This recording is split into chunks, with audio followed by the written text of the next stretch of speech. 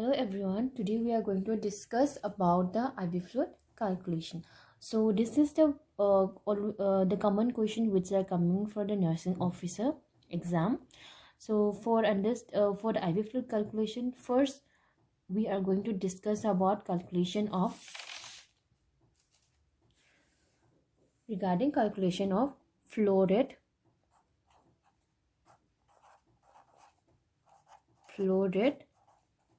per minute. Okay, so regarding that we are going to discuss. So how much flow rate per minute should be there? So we are going to discuss regarding this.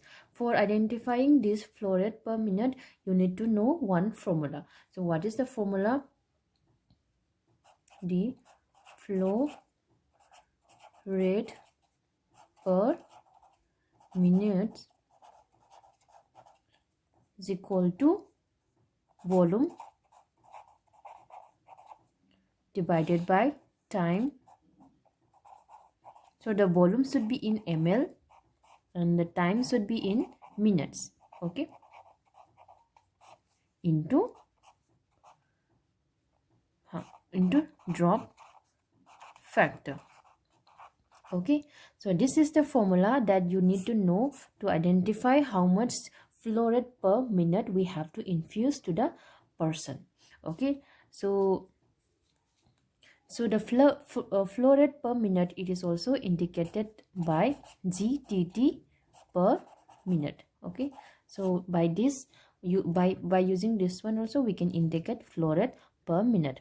Okay, so if in the question, if they are not mentioning flow rate per minute, instead of flow rate of minute, if they are writing identify GTT per minute, then you have to understand that it means flow rate per minute.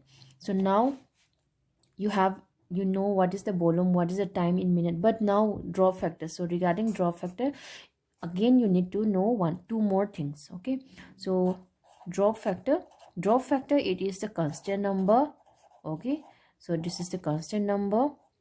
For drop factor you need to know two things, that is first one, macro drips. Okay, first one is called macro drips and second one is called micro drips. Okay, so different in the drip size. Okay, the drop factor are different. So if we are using macro drips, so around 10 to 20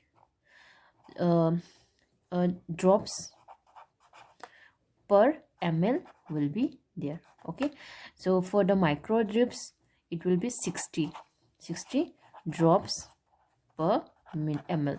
Okay, so this is constant.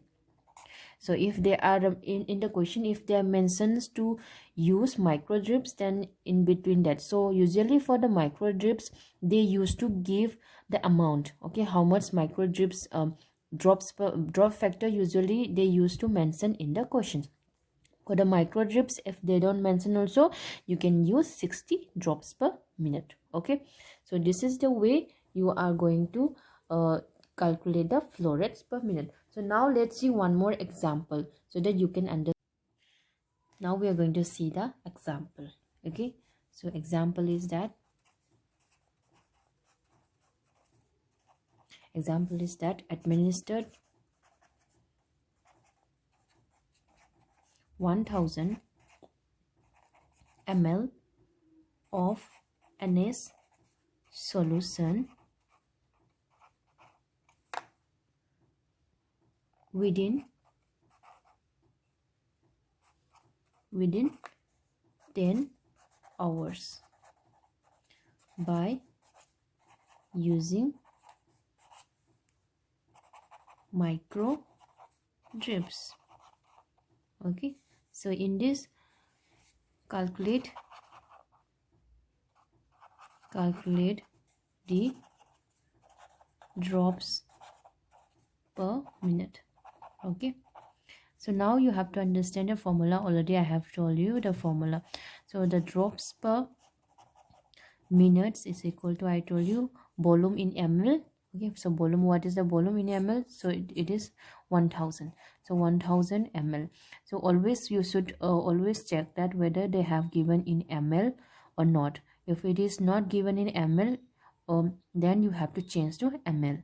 Okay, so already here in this question already given in ml, so no need to change. You can directly take this amount, that is 1000, and divided by time. So you can see here time, how much, 10 hours. So 10 hours is given, so it is given in the form of hours. So now on the formula we have already discussed that we have to change, we have to calculate in by in the form of minutes.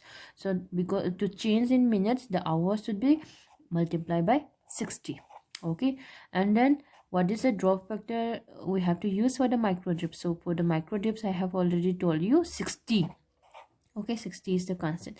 So you can do now calculation. So now 60 you can cut, and you can cut here, then how much, 100 100 drops per minutes. Okay, or 100 GTT per minutes. Okay, so this is the final answer. So this is very easy. Only thing that you have to do is remember the formula. So if you remember the formula and the micro drips amount, then you can easily calculate. Okay, so I hope you understood how to calculate the drops per minutes. Okay, see you in next video. Thank you everyone.